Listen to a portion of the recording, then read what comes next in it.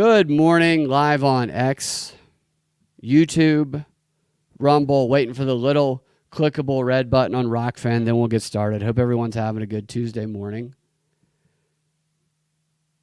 Get clickable. Come on, there it is. All right, we're live across platforms. This probably won't be a very long show.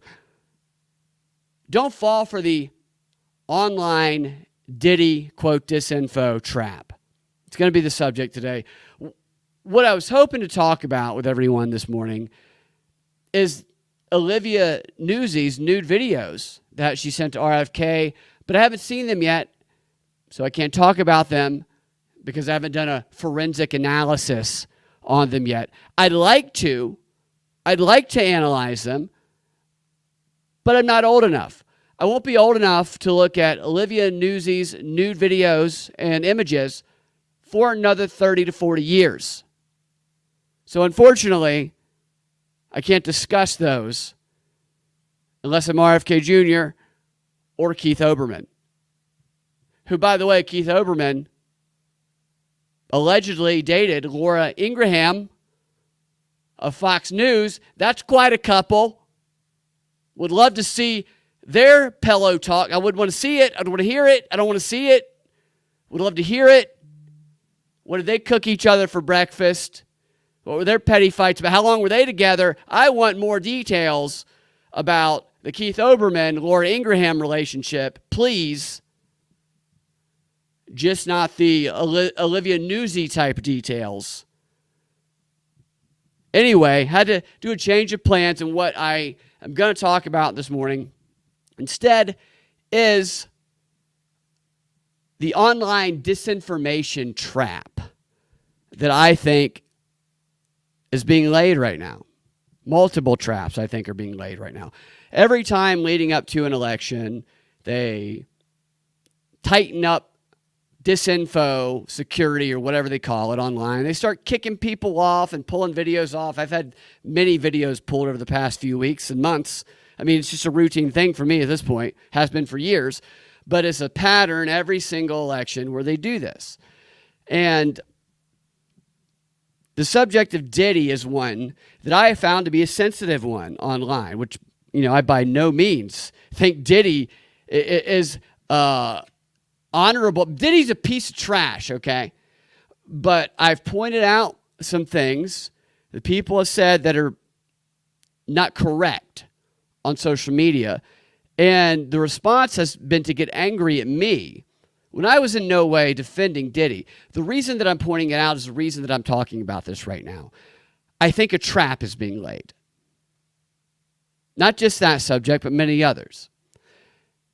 I told people not to go to January 6th. I played clips of me saying that prior to January 6th. I said it multiple times. I said, don't go to January 6th because it's a setup. And if you go, you very well could end up being arrested for doing nothing. And I was correct. I was right about that because I saw it. I saw a trap being laid. And I urged people not to fall into it because I didn't want them to get in trouble for something stupid that to me looked like a pretty apparent trap. And I think that there is another trap being laid, not just with the Diddy thing, but with other things as well. It's a culmination of things, and leading up to the election where they say they have a reason to stop the disinformation because they want to prevent another, quote, insurrection, which never happened in the first place. They're looking for reasons to get conspiracy theorists, which is why conspiracy theorists have to be better and more thorough than the people who are out to get us. And I'm seeing a lack of thoroughness.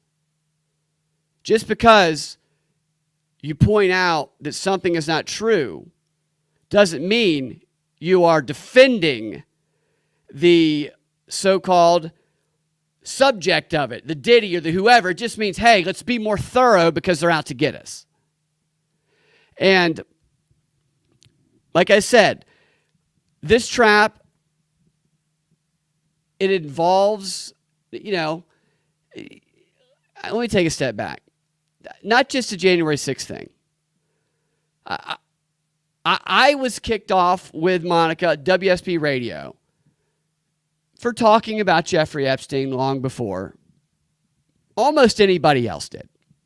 I have one of the oldest videos that for some reason is still on YouTube about Jeffrey Epstein.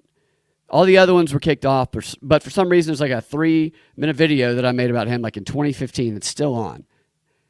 Everything else has been scrubbed. We had our entire website scrubbed overnight at one point because we talked about conspiracies that were not okay to be talked about, but we were baited into talking about them.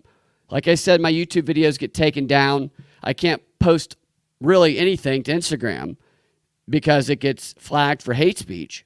Had a stream cut off midstream the other day for hate speech. So when I talk about this, I'm speaking from experience. I'm not speaking because I'm trying to disagree. I'm trying to say, let's be better than them. And so here's what I think the trap is. I think they're going after people right now I think they're trying to get people for spreading online disinformation. And I think they're doing it by trying to apply libel, defamation, and consumer fraud laws to online speech. Kind of like, not exactly, but kind of like the Fox News settlement. It's kind of the start of this, which Fox News should have never settled. When they settled, I said they settled for a reason. This was a setup. Because in the media, it became Fox News lost. They didn't lose, they settled. If you go by the letter of the law, they would have won, in my opinion. But they settled, which created a precedent narrative, which isn't real. But I think this idea of this applying these laws we have on the books to regular speech, to online speech, is being amped up. And I think we're seeing a lot of things happening online right now that's baiting people into committing acts of speech that they can try to apply the existing libel, defamation, and consumer fraud laws on the books to that speech. I think there's going to be a testing ground of this. And among other things, one of the reasons that I strongly believe this now is because I did what I used to do all the time. I used to watch these think tank panel discussions that nobody else would watch. Good morning, Steve. And the people talking, what's up, Stoner? What's up, guys? I just saw. Yeah, the First Amendment, not to get off track, Stoner. The First Amendment's there. This guy in this panel discussion that I'm going to play clips of actually talks about how it's never been absolute. He's like, it's never been absolute. They have these, this actually leading into the laws I'm talking about. It's never been absolute, he says. We've had all of these laws on the books. These laws are just outdated, and these laws just need to be applied to the digital world, and we need a new infrastructure, and we need new talent to apply it properly. That's what he says in this Brookings panel discussion. That has like 300 views, and the comments are turned off, and there's like 12 likes on it, which is probably all the people who were there in attendance. But the people who do these panel discussions, they are people who influence policy every single time. The Brookings Institute is one of the most influential think tanks. I'll tell you a little bit about the people here in a second. But the First Amendment is there. It does have limitations, the way that they treat it. But the traps and the bait, like the Diddy bait, I think that the Diddy bait is getting people to make claims against specific individuals, celebrity or not, because they're restructuring the way that it works, that might be able to fall under this new application of it that they want to do. So that's why I point this stuff out on social media. Because of this, not because I'm being a jerk, and not because I don't want to think Pink is a creep. Of course I think Pink is a creep. But also, make sure we're accurate about when we say Pink deleted her social media. And don't get mad at the person who says, hey, it didn't happen on that date, it happened on this date. Because it's a trap. And these people, I'm going to play you this clip just to show you what I mean. I'm not making this stuff up. I thought this already, but hearing these guys say these people influence this type of policy. So this clip is from the first one is from the Brookings Institution think tank, And it's these two people talking about a new book, a new Brookings book that came out called Lies That Kill, Citizen's Guide to Disinformation. Lies That Kill, Citizen's Guide to Disinformation. The people speaking in the clip, their names are Daryl West and Elaine Kmark, with a K as opposed to a T. Almost Kmart, but with a K. Now, Daryl, along with being a senior fellow, I'm a senior fellow at the Brookings Institute. I suck enormous amounts of cock. He's an award-winning political communicator who wrote one of the most, what's been declared one of the most 75 influential articles since 1940. It's an article called E-Government and the Transformation of Service Delivery and Citizens' Attitudes, which he wrote in 2004. And the woman who is most responsible for this book, Elaine Kmark, also a senior fellow at Brookings. She is a member of the DNC Rules Committee.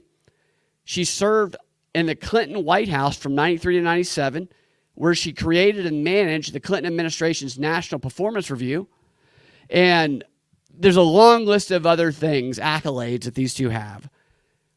The point is they're influential on policy that affects all of us, especially about what we're talking about. Both these clowns appear on the mainstream networks, MSNBC, CNN, pretty frequently. Here's the clip that really stuck out to me the most here. Let me find the mark. 8:05. So listen to this closely. Here we go. It starts with a question about, are you guys able in the government to track the origin of disinformation? Because they're talking about how to stop it. How do we eliminate it? So the question, well, how do you track the origin of it to get the person who started it? Which is kind of a crazy question, because ideas are formed. Who's the one person? Here they are talking about that. Oh, where's my? Here we go. You point out the fact that there are laws on the books that say you can't hurt a person X. And these, in theory, can be applied to the new AI creations or simple falsehoods. My question is, how good is the ability to go back and... I'm going to take that back just to listen to that again, what he said about simple falsehoods in that question. Sorry, that was an interesting phrasing of that. I just want to hear that again. Stoner says the only right information is state-sponsored information. That's the way that they see it. You're right about that. I'm going to start this over. They're very wordy and pretentious in the way they speak in these things. You point out the fact that there are laws on the books that say you can't hurt a person X. And these... So you can't say speech that hurts an individual, so it's libel speeches they're talking about. In theory, can be applied to the new AI creations or simple falsehoods. Okay, so I didn't even catch that the first time he said it. You can't commit libel or defamation against somebody, and you can apply these to like putting somebody's picture on a deep fake or something like that with AI and with online or simple falsehoods, as he says. Stella says Australia has been granted 7 days to make submissions before the Disinfo bill passed. Hardly anyone knows about it. They keep it secret. They don't want anybody speaking out. It's great. So they suppress even that.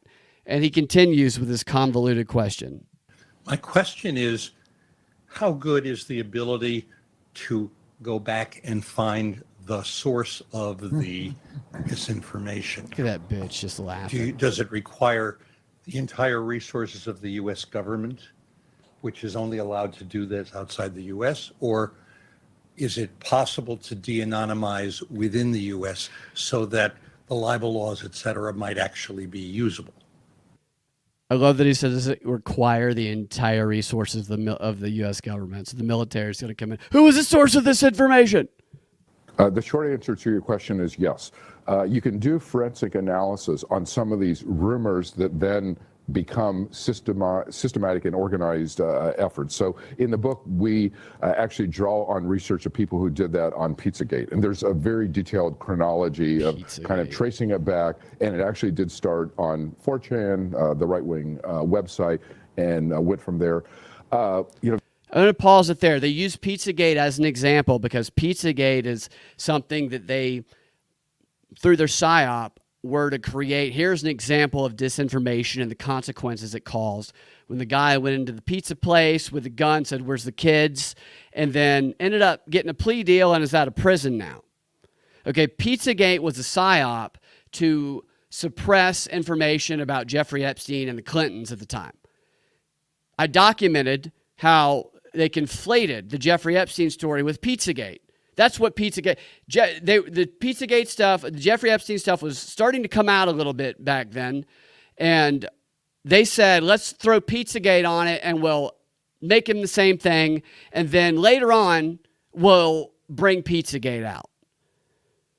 Like I said, one of the oldest videos on YouTube about Jeffrey Epstein. And I have shown videos of the media doing just this. Every time Epstein was brought up saying, oh, no, this Pizzagate nonsense, because they didn't want people to talk about it until the Clintons were out of the spotlight. Once the Clintons were out of the spotlight and they could attach it to Trump, then they talked about it a little more. Regardless of what you think about that situation, that is how it worked in the media. And so this is now used as an example of when disinformation needs to be silenced, why it needs to be silenced. But it was silencing a real thing. It was a real thing that they were trying to cover up. The most recent example was immigrants eating cats and dogs in Springfield, Ohio. There are reporters now that have undertaken a forensic analysis of, like, how did that start? And it was... actually, Pizzagate is an example of the bait I'm talking about. Thanks for saying that, Frighten Me. Ben Swan lost his job on the local news for talking about pizza fence, right? The truths that Pizzagate stemmed from, there's so many of them. So many of them. But the bait that was thrown out with it is what people grabbed onto, that you could point to that one thing or two things, that part of it's not true, therefore I'm going to use that to discredit you and discredit anybody who talks about it and make you lose your job. And this is what I'm talking about right now with the Diddy thing, is this type of stuff, this Pizzagate type of stuff. Thank you, Frighten Me. That made me make that connection. I didn't even think about that. A very complicated, someone made almost a random comment, and then somebody amplified it, and then organized networks saw this as an opportunity to deliver an anti-immigrant message, and it just kind of mushroomed from there. So it is. So who is responsible here, though? They talked about using forensics to figure out where the person who said it or first said it was. Who is responsible? What organized network? The original person who said it? The organized network that took it and made it into something? Being very vague in his answer here. It's possible to kind of trace back where rumors start, sometimes even finding like the specific individual, like they have found the person who started this. And in fact, she's completely embarrassed now. Like she didn't intend for this to kind of turn in the way that it has. But in terms of existing laws, there actually are... They probably threatened her. A bunch of existing laws, either in terms of libel, defamation, consumer fraud statutes, and so on. Again, because... And this is what, I'm going to take that back again. I'm sorry to repeat it, but I think this stuff is important. Now he's connecting it to the laws I'm talking about that they want to apply to online speech. For this to kind of turn in the way that it has. But in terms of existing laws, there actually are a bunch of existing laws, either in terms of libel, defamation, consumer fraud statutes, and so on. Again, because people are making money off of this. If you're making money in a fraudulent manner off of completely and blatantly false material, that's a type of consumer fraud. So we do have existing laws that can be applied in this area. But part of the problem is prosecutors' offices are set up for traditional crime. they're not set up for digital crime. And so oftentimes they don't have the ability to do the forensic analysis that Josh was just talking about. So we need to modernize our prosecutor's office for the digital era, because I don't know if you've noticed, but a lot of crime has now migrated to the internet. I'm sure all of you, like me, are getting phishing attempts all the time, trying to get my bank information, trying to get medical information, trying to get various types of consumer information. Prosecutors need people who can actually identify that, develop evidence, and then prosecute those crimes. We have the laws to do it. We actually don't have the talent and the organizational structure set up in a way to actually do that very effectively. So the digital infrastructure to monitor digital speech. He makes the comment about getting hacked and whatnot. And yeah, that's cybercrime. That's a whole nother, rabbit hole there. But it's very clear what he's talking about. He's talking about applying libel and defamation and consumer fraud to online speech that they declare as disinformation. Like Pizzagate. Except Pizzagate was connected to the Jeffrey Epstein news story that turned out later on, even they admitted much of it was true, but at first they said was not true. That was like it was false. So if we apply what he's saying to the way they first treated the Jeffrey Epstein story, then people who talked about Jeffrey Epstein, like me, literally going from court documents from 2007 or something like that, talking to the lawyer of the victims like I did, that would be considered disinformation the way that they treated it. And therefore, I could have been charged, if we go on this theory and we apply this to the digital world, with libel or defamation for smearing Jeffrey Epstein's character. In the Pizzagate conspiracy talk. This is the type of... I was going straight from court documents when I used to talk about Jeffrey Epstein back in the day. I would show the documents. They got wiped from the internet. I would show the plea negotiation deal, the letter, wiped from the internet, wiped from our website. I wasn't speculating, and we still got it wiped from the internet. Now, they're talking about applying these laws after we see the Fox News deal to online speech, right? And so you see this Diddy story. Everybody's jumping up and down like, yeah, Diddy. And now who else is guilty? Who else is guilty? Who knows? First of all, Diddy is a creep. He hasn't been to trial. Speculation about what's going on, make sure you say it's speculation if you're talking about it online. I'm seeing a lot of people who are asserting truths when you need the people, the bigger accounts, you'll notice this. The bigger accounts who talk about this, make sure to say they're speculating. They know good and well that people who follow them might assert truths, even though they're speculating, but they're implying truths. Make sure you speculate. Make sure you make it clear that you're speculating. Because a lot of the people who are saying stuff, for example, Pink, who was the other one? Megan Fox. A lot of stuff going around on social media saying, right, this is the claim. Some people are saying that it's true. Others are implying that it's true. Megan Fox, Pink, and Usher deleted all of their social media right after Diddy was arrested last week. Usher, that's correct. But Usher, his stuff has come back online. Is there some suspicious stuff there? Of course there is. Of course there is. But Pink and Megan Fox, they did not delete their social media after he was arrested this time. And that's so easily verifiable. But people were repeating this. And when I pointed out online, Pink deleted hers in February, the response that I would get is, oh, well, I mean, Just trying to cover up the truth. Still suspicious. That was after the first time Diddy was arrested. I'm not making any conclusions about it. I'm pointing out a fact that you want to make sure you also point out, because these people who are looking to get people for online libel, defamation, or if you're making money off of it like the bigger accounts do, consumer fraud, are going to look for facts like that. So if people are asserting that Pink deleted her X account this past week when it's so easily provable that she deleted in February, you know what? You're on their list. This is why I'm saying there's a trap being set. So don't get mad at me when I'm pointing out a truth. I'm not saying I like Pink or I think Pink's great. No, I don't like Pink either. I think Pink's a creep. The video of her licking Justin Bieber when he was a kid, I don't like her haircut. I don't like that color of her hair. I've never liked it. I'm not a Pink fan, okay?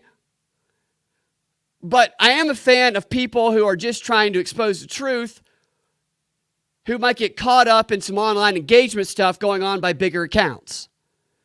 Because this trap by these people is being laid. And I've fallen into it by telling truth based on court documents before. So there's no telling what they will do now. So I'm not saying people need to stop talking. By no means am I saying that. I'm saying we have to be better than them.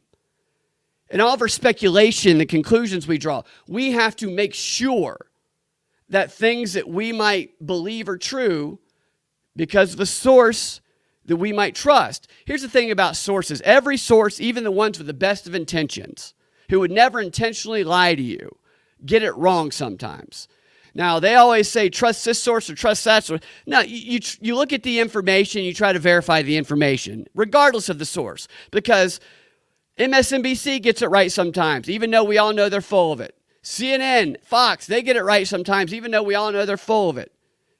Vladimir Putin sometimes says the true thing, even though he's from Russia, whatever. It's the content of the information. And when something is so easily playing into confirmation bias, that might be a trap. So verify it, is all I'm saying. I don't want people falling into the same thing that happened with January 6th. I wasn't wrong on that one. I've been wrong on many things, but that was a trap to me, and people got arrested. Some of them are still locked up when they shouldn't be.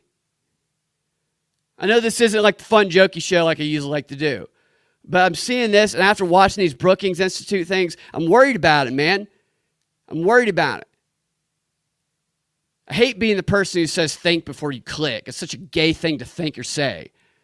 But unless it's obviously a joke, even that, though, I don't care. I will get arrested for a joke. I don't care. Like, I will. I don't care. But some of these bigger accounts, man, there's a lot of engagement farming going on. I just don't want people getting in trouble. I really don't. It pisses me off, man. Diddy's a piece of trash. Diddy's a piece of trash, man. Look how tiny his face is. He's got a tiny, weird freak face. Okay, he's a piece of trash. I don't think they have evidence on him, to be honest with you. I think in that indictment, they got one victim. I think they've only proven that he's gay. It was in a gay relationship, which is another reason that makes me think this is a trap being set, because the indictment is so weak. There's all of this surrounding stuff, you know.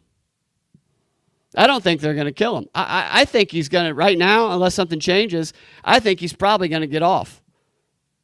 I don't like that. If I had to speculate, I would say there's a lot they did not put in that indictment, or a lot they could not put in that indictment because of one reason or another. Sometimes the prosecutors, as was the case with Jeffrey Epstein, they'll have a case they're putting together, then all of a sudden witnesses will drop off or disappear or die. Evidence that they needed will no longer be there. And then they'll have to make a deal, because it's either make this sweetheart deal or you get nothing. And I'm starting to think that that's probably what's going to happen with Diddy. I hope I'm wrong. I hope if they have the evidence, that the evidence is presented. But what I fear is that we have Diddy and this weak indictment, and then you have a bunch of people doing online speech that gives these cocksuckers at the Brookings and others the playground they need to try and apply the libel and defamation against specific individuals, because everybody's speculating about who's involved. Speculate, yes, make sure it's speculation, and always verify that assertions made by bigger accounts are true.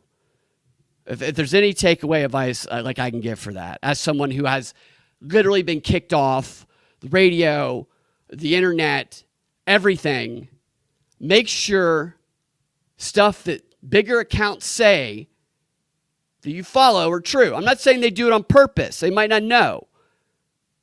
But verify it. I don't want anybody getting in trouble. Continue to speak, always, but just be more thorough than them. Look at some comments. I didn't mean to be all serious this morning. I'm just seeing a lot of this online. I really do not want to see another January 6th people getting locked up for a bunch of bullshit. It pisses me off, man. Frightened Me says, I heard Kamala was at those parties. Kamala, you're right. Yeah, so that Kamala was at the HBCU party she had at her house, definitely. Now, was she at the Diddy parties? That's a good question. So I totally advocate asking questions. That's the assertions you see people make, post them in the form of questions. If there's photos you see, is this photo real? Raise the question. So by raising the question and pointing out photos that seem to be real, probably are real in many cases. We saw Justin Bieber. We saw Leonardo DiCaprio, who he came out and said something. Posted in the form of questions to seek further. What has Leonardo DiCaprio said about this? What is his? So that way you don't give them what they want, but you still put the thing you want to put into the spotlight. You see what I mean?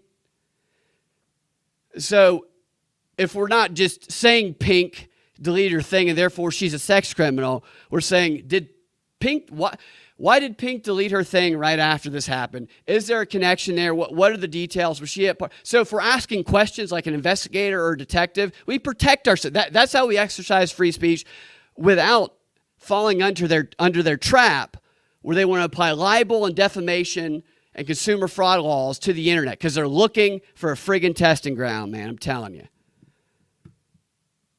Yeah, I hear you, Stoner. It's easy to get caught up in some of that on Twitter. He says, I'm glad to be off Twitter.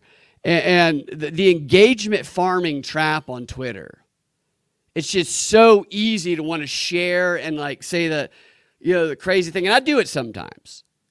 I definitely do it. I try to make it obvious that I'm joking when I'm joking, or I try not to assert something that I don't have verifiable proof of. But man, it is an easy trap to fall into. It really is. And especially when an account that's big that you like gets the conversation going and you want to jump in, you want to make the jokes, you want to do whatever. It can be easy to share some of that. And Alex Jones got kicked off. He got his app deleted and he got kicked off. I think it was for Sandy Hook or something like that. And shortly after that, we got our website booted because we had posted a picture that the BBC posted. Just a picture. Didn't even make assertions about it. But because they were going after conspiracy-type sites in the spirit of Alex Jones, we then became a victim of it. Stoner says, it's weird that Diddy is all over with people talking about it, but Epstein is still hush as far as the witness. Yeah, it is. It's Epstein talk, like it peaked for a little while, but not a ton of the details were ever revealed. In fact, there were details that I revealed years ago that still I don't think they've been revealed, really, in the mainstream, with the plea negotiation letter and the origins of the Clinton Global Initiative and a lot of that. Maybe a couple people have started to talk about that, but that was stuff even when they brought out Epstein, they didn't even talk about that. So they released this stuff in a controlled way that is only damning to a certain extent. And people have known about Diddy for so long, you know? It hasn't been a secret. This is not a secret about Diddy. You guys have seen the Mike Tyson video, right? Shady Hook, yeah, right. There's a Mike Tyson video. I don't have it pulled up right now. But if you haven't seen it, look up Mike Tyson Diddy on YouTube. It's hilarious, man. Because Mike Tyson ain't dealing with it. Diddy puts his hand over and Tyson, just moves Diddy's hand and then shifts his body position and flips his jacket around like this mother effer. Like he's going to whip his ass if he tries that again. And there's people who have over the years said what they experienced with Diddy. So it is curious, why now? Why now? Because it hasn't been a secret. They protected him from whatever he may or may not have been doing, allegedly. What other people, celebrities around him said he may or may not have been doing. But now they are no longer doing that. Why? Sure, there's many answers to that question. But it certainly looks like one of them is to lay conspiracy bait, potentially for the application of these laws, libel, defamation, consumer fraud, to the digital realm. Testing, anyway. We saw this with January 6th. The way they bent laws to get people, laws that were on the books to get people and arrest them. Cat Williams talking about it. Yeah, I think 50 Cent might have been talking about it. All I'm saying is continue to speak. Just be thorough and cite where you found it.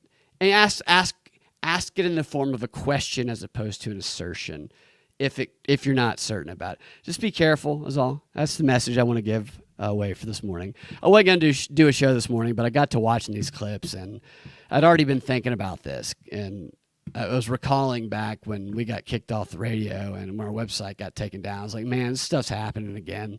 It's happening again. He was arrested for running around Trump Doral with a gun in 2017. Diddy was or Cat Williams was? Yeah, right. Ice-T wasn't putting up with it either. What's the wild interview frightened me? It's with Cat Williams. I'd like to check that out. I don't think I've seen it. There's a wild story about him with Jonathan Oddie. Who is that? Who's Jonathan Oddie? Jonathan Oddie.